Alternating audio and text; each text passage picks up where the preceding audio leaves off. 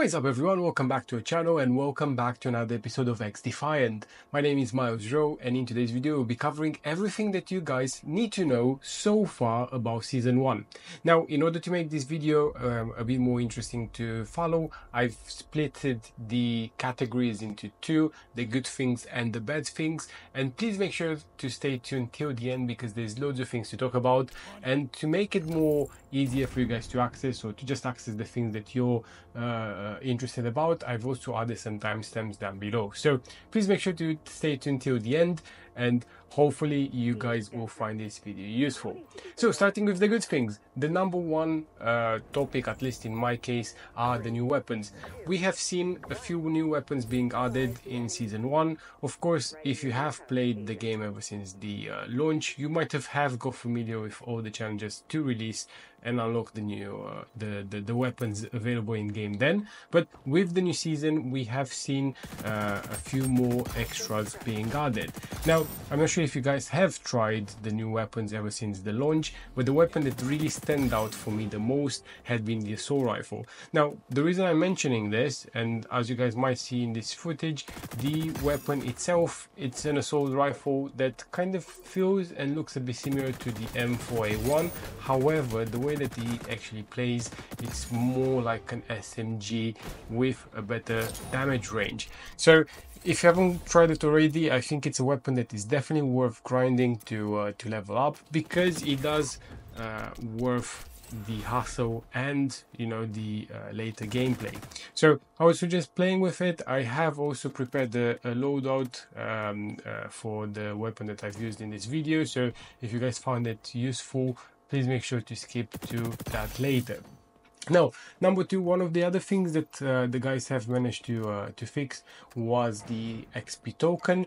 Now, there were some issues with the XP token not necessarily being active just when you were playing, so it was similar to Call of Duty, also when you were waiting for a game to load, but they have fixed that, so now the XP token, it's only available when you're in the game, which I think is a really good thing, and it's definitely something that other game franchises could learn about, because it is, you know, more rewarding for us when we're in the game.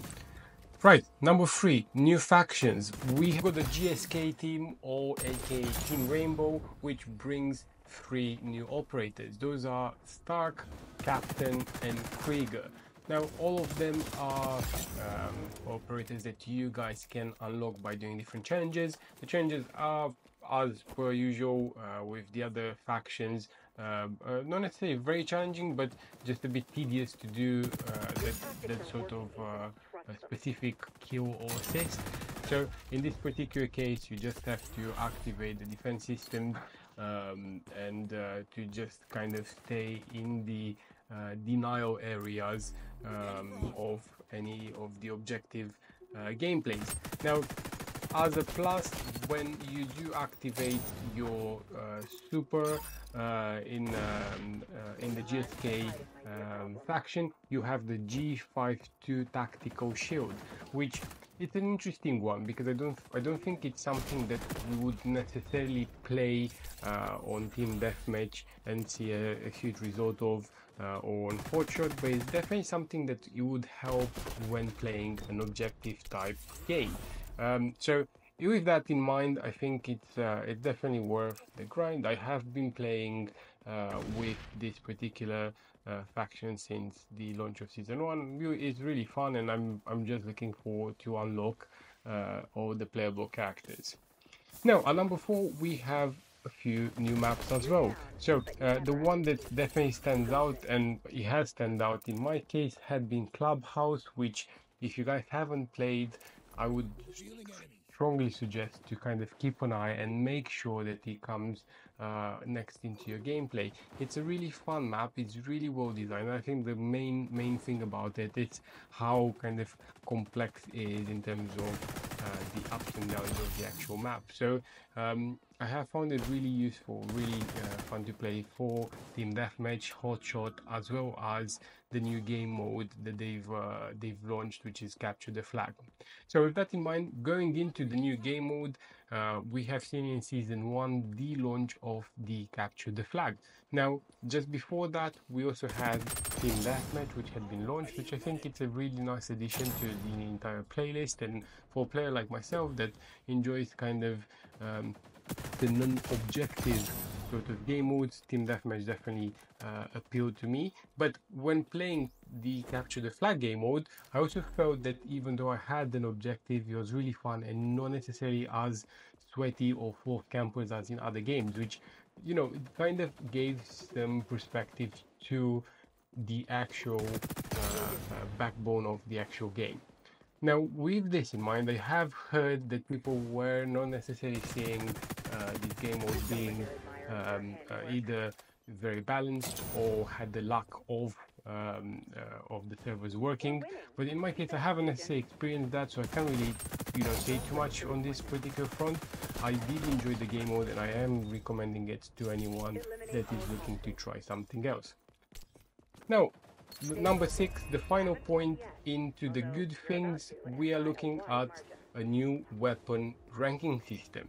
Now, the weapon ranking system obviously was very controversial. A lot of people were very upset when this had originally been changed, but now the guys have found a really good balance, in my opinion, where you are seeing a much better sort of reward system at every 100 XP points. Now, also adding on to that, they also added another 3 prestige levels to the weapons, making this camo grind challenge even more interesting. I said before, and I'll say it again, in my particular case, I'm not necessarily grinding for the camos. I'm much more looking forward to make sure that the actual game unlocks all the attachments, and then if I do choose to unlock more camos for that particular weapon, I will do so. Now, jumping straight into the negatives, and one of the things that had particularly caught my eye when playing the ranked mode was how bad the ranked matchmaking is, which right now it does make the game really how do I say it, really unplayable, because there's some servers that it's absolutely fine and it's absolutely spawn, but there are some servers, as you guys can see now on the screen, where it's just absolute rubbish and people will just leave the server and they'll leave you by yourself, which, you know, at the end of the day, you could also press quit. I could have also exited this game, but I didn't want to. I just wanted to finish the game, and it was just absolutely tragic. So this is definitely something that they should be working on, especially when you have rewards on the ranking system. People will be rewarded by going into new levels when playing ranking or the ranked matchmaking games. So it's definitely something that they need to fix ASAP, because it is completely unplayable. Now, the other two things that I'm really looking forward to speak about are the negatives, are the increase in cheaters. Now, a lot of people have complained about this, and I think it's just kind of normal when the game becomes more popular to also see a lot of more cheaters joining the servers. But right now the problem I think we have is that the game is free, so you can ban someone, but then probably in a couple of minutes you will be seeing them back in the game. So again, something that they definitely need to address, and that's something that probably a lot of people will continue to complain about. And you know, I guess it's just something that as a community we just have to stick together and, you know, post it as much as possible in the relevant chats.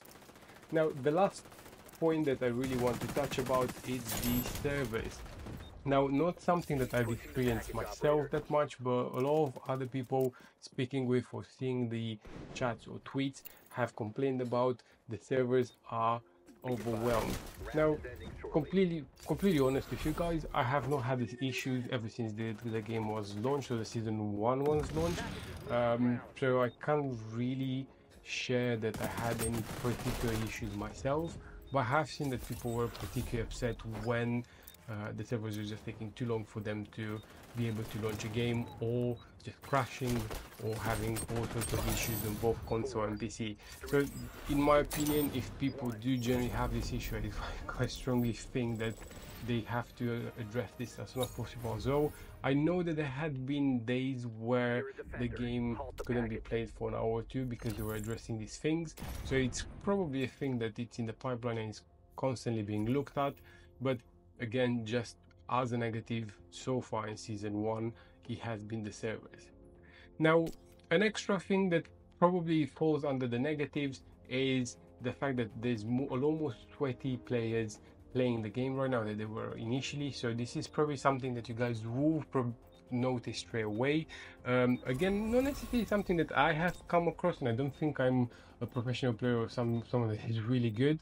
I think I'm just casual, so I just did not come across anyone that, you know, made me completely quit the game or uninstall the game. I'm sure it's not necessarily the case for many of you guys either, but reading out and seeing other people's comments on this, people are feeling that there's a lot more sweaty players out there. Probably something that you'll be noticing in the ranked matchmaking, but not on the normal other servers. So with that being said, I know there had been a few points that we covered today, so I do hope you guys have found these points useful. Definitely some things that, you know, most of us have experienced, but if I have missed anything, please let me know in the comment section down below. I'm looking forward to hearing your thoughts too. Again, it's not that I'm not a fan of the game, or that I'm against the game. There's just some points that we've experienced or noticed in season 1 so far, and that's why I started the positive, because I still think that the game has so much potential, and I'm sure that we'll be seeing a completely different game by the end of the year. So let's not forget, guys, the game has only been around since beginning of May, so it's still very fresh, but we're still having so high expectations of the results that we are seeing. So with that being said, thank you so much for watching. Thank you so much for your support, and as I said, looking forward to hearing your comments down below, and seeing you guys in the next video soon.